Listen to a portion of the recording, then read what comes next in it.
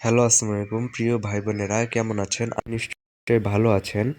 তো আজকে ভিডিওটি শুরু করার আগে আপনাদের কাছে একটি রিকোয়েস্ট, চ্যানেলটিকে সাবস্ক্রাইব করে পাশে থাকবেন এবং ভিডিওটিতে একটি লাইক দিয়ে যাবেন।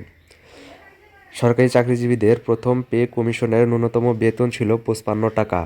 তারপর ধাপে ধাপে বেড়ে তা 18,000 টাকা হয় সপ্তম বেতন কমিশনে। এই আবহে অষ্টম বেতন কমিশনের সুপারিশে কতটা বাড়তে পারে ন্যূনতম বেতন, এ নিয়ে সরকারি কর্মীদের দাবি কী? এর আগে সপ্তম বেতন কমিশনে ফিটমেন্ট ফ্যাক্টর বেড়ে 2.57 হয়েছিল। ন্যূনতম বেতন বেড়ে 7,000 টাকা থেকে বেড়ে 17,000 টাকা হয়। প্রসঙ্গ, সপ্তম কেন্দ্রীয় বেতন কমিশনের সুপারিশগুলো 2016 সালের 1 জানুয়ারি কার্যকর করা হয়েছিল। সেই সময় আন্তর্জাতিক শ্রম কমিশনের বিধি এবং ডক্টর এইক্রয়েডের ফর্মুলার ভিত্তিতে 26,000 টাকা মাসিক ন্যূনতম বেতনের দাবি জানানো হয়েছিল। তবে সেই সময় মাসিক ন্যূনতম বেতন 26,000 টাকা করার প্রস্তাব প্রত্যাখ্যান করা হয়েছিল। বদলে ন্যূনতম বেতন মাত্র 18,000 টাকা রাখা হয়েছিল।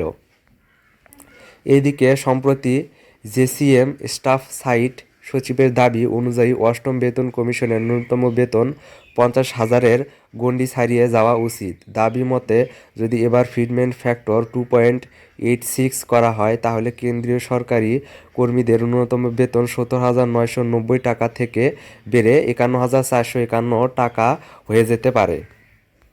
এই অনুপাতে বাড়বে মহার্ঘ ভাতা, ট্রাভেল অ্যালাউন্সের, হাউস রেন্ট অ্যালাউন্সের সহ আরও বিভিন্ন সব ভাতাও।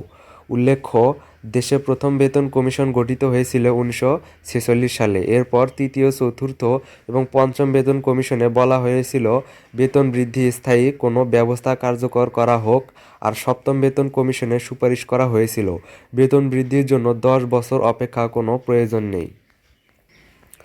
তো ভিডিওটি যদি আপনাদের কাছে ভালো লেগে থাকে তাহলে চ্যানেলটিকে সাবস্ক্রাইব করে পাশেই থাকবেন। সবাই ভালো থাকবেন, সুস্থ থাকবেন। আল্লাহ হাফেজ।